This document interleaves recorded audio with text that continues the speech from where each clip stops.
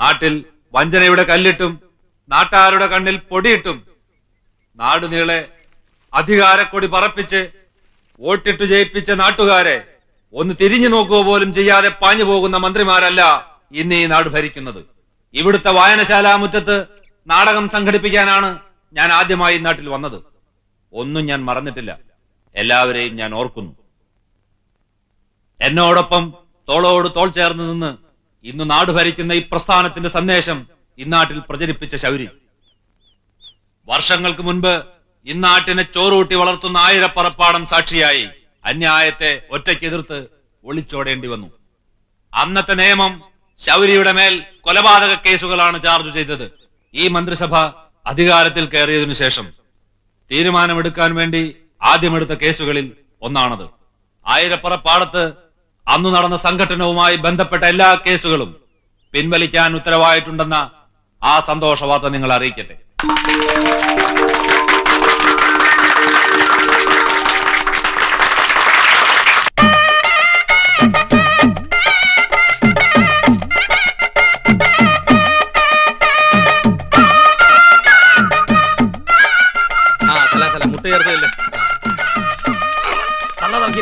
നമസ്കാരം സാർ. ബഷീറേ,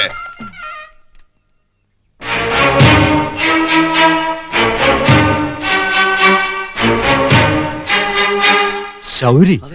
അതെ ബഷീറേ, വായനശാല മുറ്റത്ത് തോളോട് തോൾ ചേർന്ന് തന്നോടൊപ്പം നിന്നു താൻ പറഞ്ഞ ശൗരി.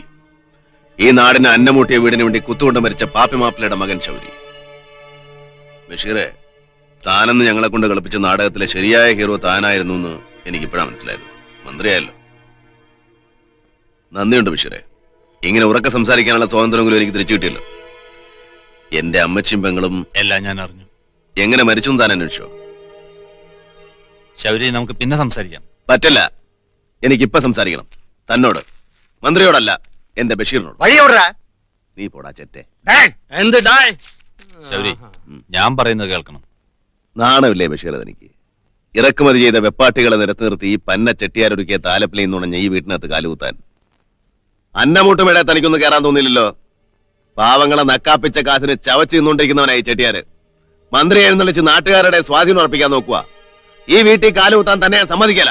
ശൗരി, ഞാൻ പറയുന്നത് കേൾക്കണം. പറ്റില്ല, ഞാൻ പറയുന്നത് താൻ കേൾക്കണം. ബഷീറെ, MLA മന്ത്രിയാകാനുള്ള ഏണിപ്പടി മാത്രമല്ല രാഷ്ട്രീയം, അത് മറക്കരുത്.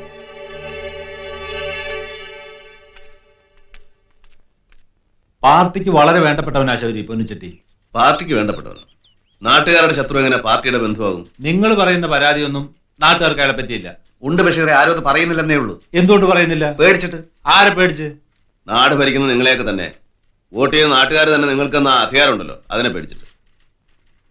നിയമസഭയല്ലല്ലോ, ഇതുപോലുള്ള പുന്നച്ചെട്ടികളാണല്ലോ ഇപ്പൊ നിയമങ്ങൾ പാസ്സാക്കുന്നത്. തന്റെ തോന്നലാണ്. തോന്നലോ? ഈ ഇരിക്കുന്ന വാസുവിന്റെ ജോലി എങ്ങനെ പോയി? വാസുവിനെ തിരിച്ചെടുക്കും. വാസുവിനെ തിരിച്ചെടുക്കും. വാസു മന്ത്രി ബഷീറിന്റെ സുഹൃത്തായതുകൊണ്ട്. ഒരു വാസുവിനെ തിരിച്ചെടുത്തതുകൊണ്ടായില്ല.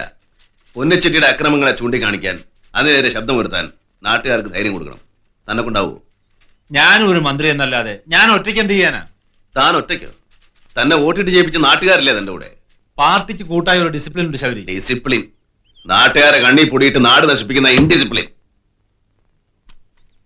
നമുക്ക് സംസാരം ഇവിടെ നിർത്താം. തോമസ്,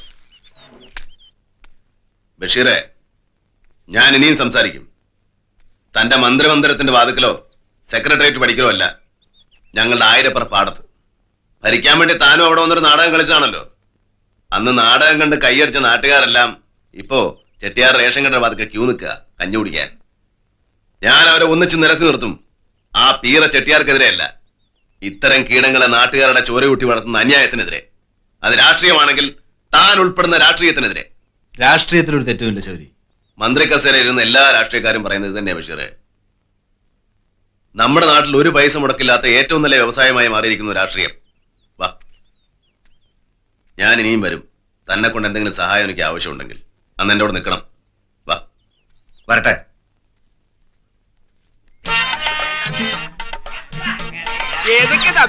എന്നെ എന്നും ഓർക്കാൻ.